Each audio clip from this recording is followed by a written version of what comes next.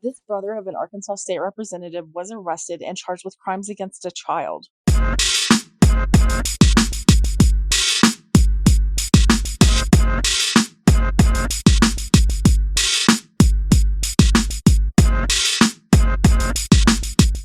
On July 27th, 2021, a 16-year-old girl was taken to the hospital by her mother after she and her younger brother spent the night at the home of Rickey Nicks. Now, if you don't know who Rickey Nicks is, he is the former superintendent of the Earl School District.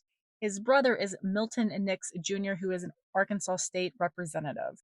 So the 16-year-old victim in this case was at the home of Rickey Nicks when she called her mother and told her mother that she had been raped by Rickey Nicks. Now, her mother picked her and her brother up from the Nicks home and took her straight to the hospital, which honestly, I applaud her fast thinking, taking her daughter straight to the hospital like she did so that a sexual assault kit could be completed. Unfortunately, a sexual assault kit was not completed until the following day because of the victim's age. They could not complete it at the hospital that the victim was initially taken to.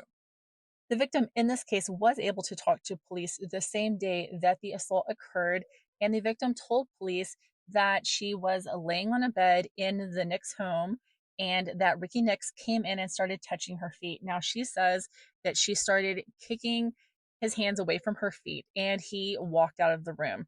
But later, he walked back in the room and started touching her feet more aggressively, moving up until he was touching her inappropriately, and that ended in the grape. According to the victim, immediately after the grape was over, Rickey Nicks got up and he left the home, which was when the victim called her mother. Police did get a search warrant and they went to the Nicks home. At the home, they were met with Rickey Nicks, his wife, and some other family members. Now, the other family members were asked to leave, and police sat down and spoke with Rickey Nicks and his wife, and they basically just asked, like what happened? Why would this 16-year-old say this about you? And Ricky's like, I don't know. I don't know anything. I don't know why she would say that. He says that he was wrestling on the floor with the 16-year-old in the living room, just like they had done before. And that after they wrestled, he got up and went to Walmart to get a weed killer. Let me just say, I'm going to go on the record here and say this. Grown men should not be wrestling teenage girls. Don't do it. So police were able to obtain evidence from the home. They also got the victim's underwear and the underwear of Rickey Nicks. Now, all of those items were sent to the Arkansas State Crime Lab to be tested. It did come back that the victim's DNA was inside the underwear of Rickey Nicks. Now, here's the part that just really gets to me. It took a year for Rickey Nicks to be charged in this case.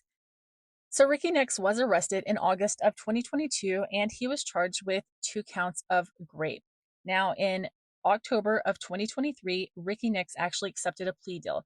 He pled no contest to 1 count of second-degree SA, and for that, he got a 10-year suspended sentence. He will have to register as a sex offender, so I guess that is a little bit more positive, but the 10-year suspended sentence, I have to wonder, is this a fair sentence? Is this a family favor because his brother is an Arkansas state representative?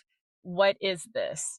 Because it seems like they had plenty of evidence. They had biological evidence. There's no reason when he is not saying, well, yes, I had a sexual relationship with this teenager. There's no reason for her DNA to be in his underwear. There's just not one. Now, if you go searching the state sex offender registry, you will not find Rickey Nicks, so it must be that he is a level 2. What do you think about this case and about his sentence?